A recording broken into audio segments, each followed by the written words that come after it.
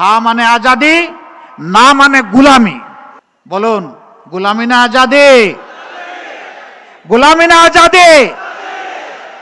দেশের টাকা চুরি করে বড় বড় ডাকাতরা এখন সিঙ্গাপুরে বিশাল বিশাল ব্যবসা গড়ে তুলেছে। দেশের টাকা লুণ্ঠন করে বিদেশে পাচার করে কানাডা টরন্টোতে বিশাল এলাকা নিয়ে বেগমদেরকে সেখানে পুনর্বাসন করা হয়েছে। বাংলাদেশের রসিক মানুষ নাম দিয়েছে বেগমপাড়া। আমরা তোমাদেরকে অপমানিত করতে চাই না, আমরা তোমাদেরকে সম্মানিত করতে চাই। আমরা তোমাদের হাতগুলাকে দেশ গড়ার কারিগরের হাতে পরিণত করতে চাই। প্রত্যেকটি হাতে আমরা কাজ তুলে দিতে চাই। আমাদের তরুণ তরুণী যুবক যুবকেরা কারো কাছে দয়ার বেকার বাতা চায় না। যে মানুষ বড় বেদরদি এবং দায়িত্বজ্ঞানহীন হয়ে যায় কিছু কিছু ক্ষেত্রে। আমাদের প্রকৃতিকে খুন করেছে, এখন আল্লাহর সৃষ্ট স্বাভাবিক ব্যবস্থাপনা তার বিরুদ্ধে বিদ্রোহ করেছে। জাহারাল ফাসাদু ফিল বাররি ওয়াল বাহরি বিমা কাসাবাত আইদিন নাস। জলে স্থলে অন্তরিক্ষে যত বিশৃঙ্খলা বিপর্যয় ধ্বংস, আল্লাহ বলছেন ও মানুষ, এগুলা তোমাদের হাতের কামাই। 54 বছরে এইরকম কিছু হাতের কামাই জঞ্জাল বাংলাদেশে সৃষ্টি হয়েছে।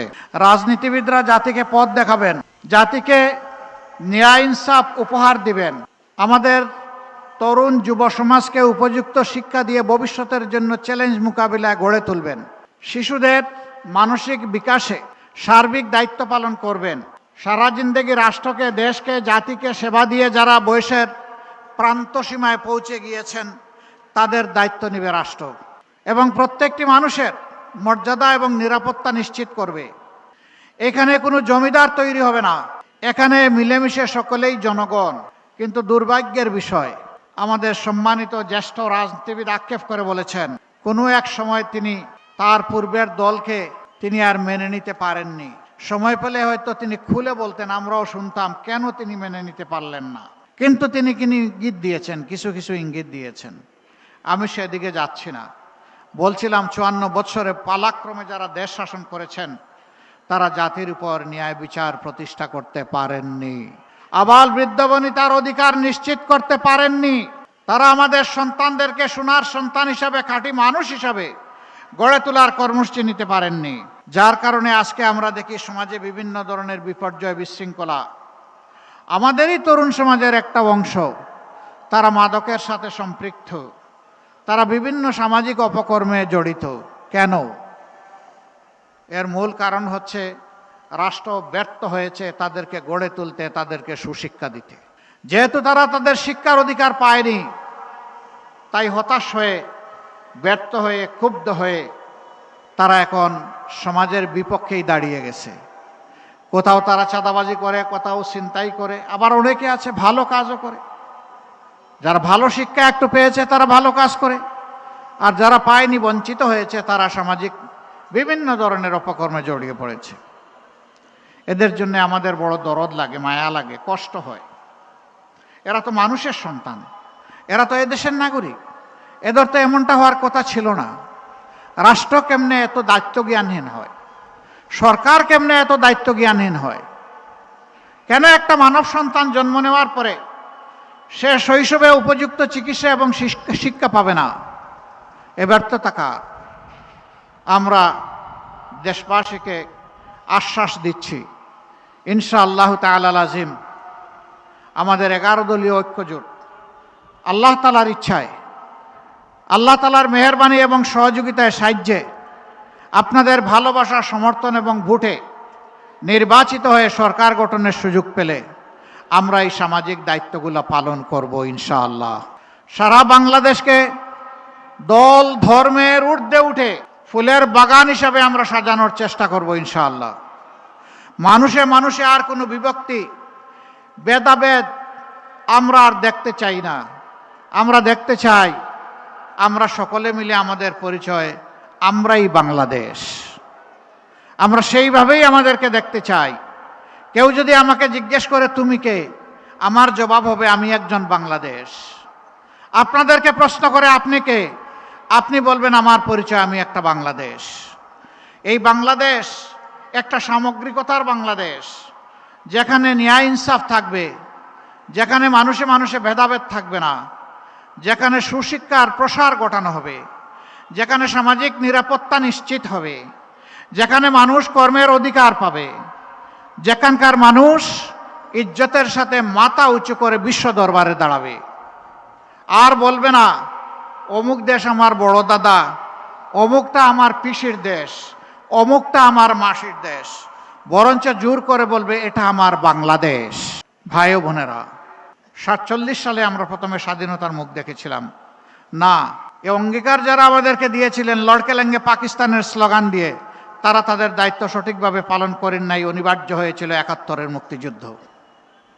সেই মুক্তিযুদ্ধে বুক চিতিয়ে জীবন বাজি রেখে যারা লড়াই করেছিলেন, সামাজিক ন্যায় বিচার পাবো, সাম্য পাবো, এবং সেখানে সকল মানুষ আমরা মিলেমিশে উন্নয়নের অগ্রপথিক হয়ে রাস্তায় রাজপথে চলব, হয় নাই, পূরণ হয় নাই।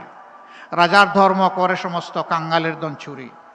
যারাই রাজা হয়েছেন আমাদের মতো ছোট ছোট মানুষগুলার ধন চুরি করে তারা ফুলে পেঁপে দৈর্ঘ্যে প্রস্থে সমান হয়ে গেছে। বিগত একটি সরকার বলেছিল আমরা বাংলাদেশকে উন্নয়নের মহাসড়কে উঠায় ফেলেছি। তারা বলেছিল বাংলাদেশ এখন উন্নয়নের রোল মডেল। তারা বলেছিল আমাদের দেশ হবে সিঙ্গাপুর এবং কানাডা। এগুলা তারা বলে নাই না, ঠিকই তারা উন্নয়নের রোল মডেল করেছিলেন বিশ্বের কনসেপ্ট ধারণাকে পাল্টে দিয়ে। তারা রোডের বদলে কি ব্যবহার করতেন? আরো জুড়ে বলেন, কি ব্যবহার করতেন? বাঁশ। তারা সিমেন্টের সাথে কি যোগায় দিতেন? ছাই, শালি। এইভাবে একদিকে উন্নয়ন আর একদিকে দপাস। একটা মেয়ে ডিবেটে খুব চমৎকার করে তুলে এনেছিল। সে বলেছিল, কবি লিখেছিলেন, মাগো আমার সুলক বলা কাজলা দিদি কই, বাঁশবাগানের মাথার উপর চাঁদ উঠেছে বই। সে আক্ষেপ করে বলেছিল আজ যদি কবি বেঁচে থাকতেন তার কবিতা তিনি বদলায় ফেলতেন। তিনি বলতেন, মাগো আমার সুলক বলা কাজলা দিদি কই, ছাদের জায়গায় চাঁদ তো আসে, বাঁশগুলো সব কই। সেই বাঁশ তারা উজাড় করে ফেলেছিল। সেই সভ্যতা, সেই উন্নয়ন দেশবাসীকে তারা উপহার দিয়ে সিঙ্গাপুর এবং কানাডা বানিয়েছে। আপনারা কি এখন সিঙ্গাপুরে আছেন না কানাডায় আছেন? বাংলাদেশে আছেন। তারা কিন্তু সিঙ্গাপুর এবং কানাডায় কেউ কেউ আছে। দেশের টাকা চুরি করে বড় বড় ডাকাতরা এখন সিঙ্গাপুরে বিশাল বিশাল ব্যবসা গড়ে তুলেছে। ইয়েস, তাদের জন্য সিঙ্গাপুর হয়েছে। দেশের টাকা লুণ্ঠন করে বিদেশে পাচার করে কানাডার টরন্টোতে বিশাল এলাকা নিয়ে বেগমদেরকে সেখানে পুনর্বাসন করা হয়েছে। বাংলাদেশের রসিক মানুষ নাম দিয়েছে বেগমপাড়া। অতএব তাদের ঠিকই কানাডা হয়েছে বাংলাদেশের জনগণের টাকা চুরি করে। 15 বছর যারা একসাথে রাজপথে লড়াই করলাম, নির্যাতনের শিকার হলাম, মজলুম হলাম, আমরা আশা করেছিলাম 5 আগস্টের পরে 24 সালে আমাদের মধ্যে আত্মপর্যালোচনা, আত্মপরিচয় আমরা খুঁজে পাবো। কি আমাদের দায়িত্ব এই জাতির প্রতি আমরা বুঝবো, মজলুম কারে বলে সেইটা আমরা অনুধাবন করব। আর কারো প্রতি মজলুমরা আমরা কেউ জালিম হয়ে উঠবো না। এই জন্য প্রথম দিকে আমার একটা বক্তব্য ছিল, এটা নিয়ে তুলপাড় মহাসাগরে ঢেউ শুরু হয়েছিল। আমরা বলেছিলাম এদেশের জনগণ এক জালিমকে বিদায় করে আরেক জালিমের হাতে দেশ তুলে দিতে চায় না। আপনাদের মনে আছে? আমার এই কথা কি মিথ্যা প্রমাণিত হয়েছে? এই এলাকায় ব্যবসায়ীরা আছেন, বাড়িওয়ালারা আছেন, আমি তাদের অনুচ্চ কান্না শুনতে পাই। তাদের ছেলে নাতিপুতার সমান। ওরা এসে বেটা দেবে কিনা বল, যদি না দেশ তাহলে কেমনে এখানে থাকিস আর ব্যবসা করিস দেখে নেব। বলে না? আমরা এলাকার জনগণকে আশ্বস্ত করছি সারা বাংলাদেশের মতো, আপনারা আপনাদের ভালোবাসা দিয়ে, সমর্থন দিয়ে, দোয়া দিয়ে, ভোট দিয়ে আমাদেরকে একটু সুযোগ দেন। মহান আল্লাহকে ভরসা করে আমরা ওয়াদা করেছি চাঁদা আমরা নিব না, চাঁদা নিতে দেব না। আমরা বলেছি দুর্নীতি আমরা করব না, দুর্নীতি আমরা সহ্যও করব না। আমরা এই দেশকে লুটে পুটে খাওয়ার জন্য মসনদে বসতে চাই না। আমি আমার দলের পক্ষ থেকে দায়িত্ব নিয়ে বলেছি, আমরা বাংলাদেশ জামাতে ইসলামীর বিজয় চাই না, আমরা চাই 18 কোটি মানুষের বিজয়। সে বিজয়ই হবে আমাদের বিজয় ইনশাআল্লাহ। সম্মানিত ভাইরা, এই বিজয়টা আনতে হলে আগামীতে 2টি ভোট আমাদের জন্য অপেক্ষা করছে একই দিনে, 12 ফেব্রুয়ারি।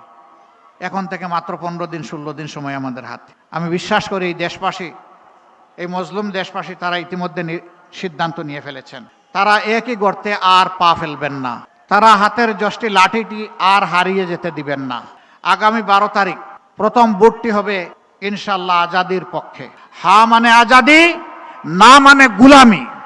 বলুন, গুলামি না আজাদি? গুলামি না আজাদি?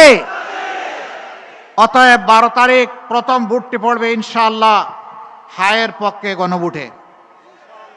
আপনারা সবাই রাজি আছেন? সবাই রাজি? আলহামদুলিল্লাহ। এই কয়জন রাজি হইলে গণভোট পাশ করবে? প্রত্যেকটা মানুষের হাত উঠে ভোট নিশ্চিত করার জন্য আজ থেকে আমরা যুদ্ধে নামবো ইনশাআল্লাহ। মানুষকে বুঝাবো, হ্যাঁ বিজয়ী হলে বাংলাদেশ বিজয়ী হবে, হ্যাঁ পরাজিত হলে বাংলাদেশ পরাজিত হয়ে যাবে। আমাদের সন্তানরা তারা বলেছে জীবন দিব জুলাই দিব না। আরো বলছে জুলাই শহীদেরা প্রয়োজনে জীবন দিব, তবুও তোমাদের সাথে দেওয়া কথা রক্ষা করব ইনশাআল্লাহ। জুলাই কারো হাতে তুলে দেব না।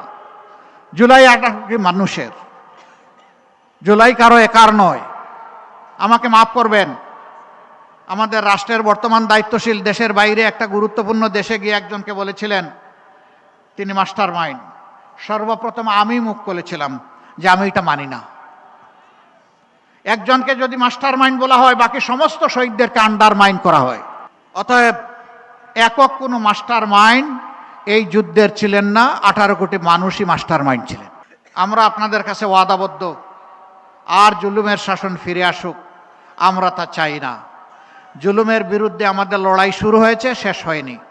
এই জন্য এখনো যুবকদের স্লোগান আবু সাইদ মুগ্ধ, শেষ হয়নি যুদ্ধ। এই যুদ্ধ চলবে ইনশাআল্লাহ। বাংলাদেশের মানুষকে মুক্তির মঞ্জিলে না পৌঁছাতে পর্যন্ত আমাদের যুদ্ধ, আমাদের লড়াই থামবে না। সকল সভ্য দেশের সাথে আমাদের বন্ধুত্বপূর্ণ সম্পর্ক থাকবে, কিন্তু কারো চোখ রাঙ্গানি আমরা মেনে নেব না, কাউকে প্রভু মানব না। সবাইকে বন্ধু মানতে রাজি আছি, বুকে জড়িয়ে আলিঙ্গন করতে রাজি আছি। শর্ত একটা, এখানে অবশ্যই পারস্পরিক শ্রদ্ধাবোধ এবং সাম্য থাকতে হবে। আর এই জাতি কারো কাছে মাথা নত করবে না। আমরা সম্প্রতি কিছু উৎপাত দেখতে পাচ্ছি এখান থেকে ওখান থেকে।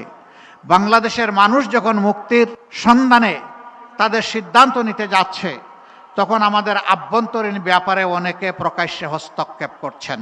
আমরা তাদের প্রতি বিনয়ের সাথে শক্ত কণ্ঠে অনুরোধ জানাবো, মেহেরবানি করে আমাদের আভ্যন্তরীণ বিষয়ে আর নাক গলাতে আসবেন না।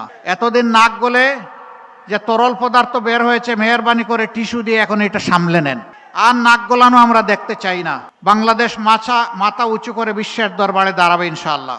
যুবক যুবতী, তরুণ তরুণী, আমরা তোমাদেরকে বেকার ভাতা দিব না, রাষ্ট্রের সম্পদ থাকলেও দিব না। কেন দিব না জানো? বেকার ভাতা এখানে বেকারের মহাসাগর তৈরি করবে। আমরা তোমাদেরকে অপমানিত করতে চাই না, আমরা তোমাদেরকে সম্মানিত করতে চাই। আমরা তোমাদের হাতগুলাকে দেশ গড়ার কারিগরের হাতে পরিণত করতে চাই। প্রত্যেকটি হাতে আমরা কাজ তুলে দিতে চাই। আমাদের তরুণ তরুণী, যুবক যুবতীরা কারো কাছে দয়ার বেকার ভাতা চায় না। এই দক্ষ যুবক যুবতীরা বাংলাদেশকেও গড়বে, বিশ্বকেও গড়বে ইনশাআল্লাহ। আমরা সেই বাংলাদেশটা চাই।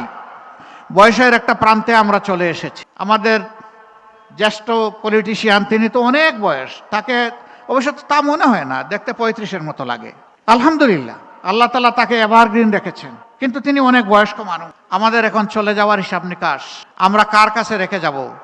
এই বাংলাদেশটা আমরা যুব সমাজের হাতে রেখে যেতে চাই। যুব সমাজ প্রস্তুত হয়ে যান এটা কবুল করার জন্য। 12 তারিখে কোনো দুর্বৃত্ত এই যুব সমাজের বুটে যদি হাত দিতে চায়, সেই হাতকে গুড়িয়ে দিতে হবে। এরা যৌবন পেয়েছে কিন্তু বুটের অধিকার পায় নাই, পিপাসার্ত হয়ে 12 তারিখের জন্য অপেক্ষা করছে। কেউ যেন দুর্বৃত্তপনা না করতে পারে। আগের ওই স্লোগান চল, সন্ত্রাসীরা বলতো আমার বুট আমি দেব, তোমারটাও আমি দেব। এখন আমাদের পরিষ্কার বক্তব্য, তোরটা তুই দে, আমারটা আমি দেব। আমার বুটে হাত দিলে হাত দুটি গুড়িয়ে দেব। এই পাহারাদারের ভূমিকা পালন করতে পারবেন? চুরের মনে পুলিশ পুলিশ আওয়াজ দেয় বড় বড়, কিন্তু ধমক খাইলে ওই সরু গলি দিয়ে পালায় যায়। কেউ যদি ওই রকম আসে, ওদেরকে তাড়িয়ে দেবেন। বেশি খেদমত করার দরকার নেই, শুধু তাড়াই দিলেই চলবে। তারা যেন কারো বুট নিয়ে কোনো ধরনের সামান্য কোনো সিনেমিনি খেলতে না পারে। এই এলাকার সমস্যার কথা বলেছেন আমার ভাই ডক্টর আব্দুল মান্নান।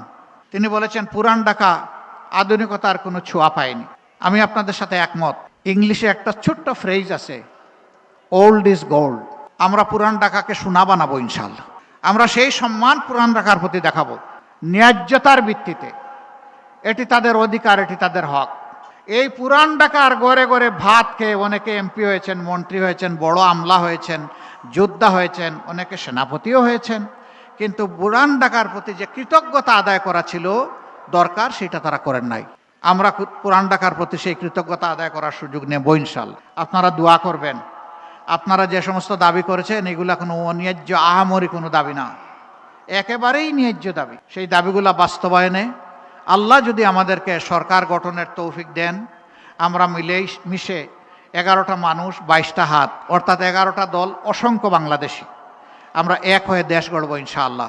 আমরা সামনের দিকে এগিয়ে যাব, আর পিছনের দিকে পড়ে আমরা কামড়াকামড়ি করতে চাই না। পিছনের দিকে একটা প্রাণী দৌড়ায়, ওর নাম চিংড়ি মাছ।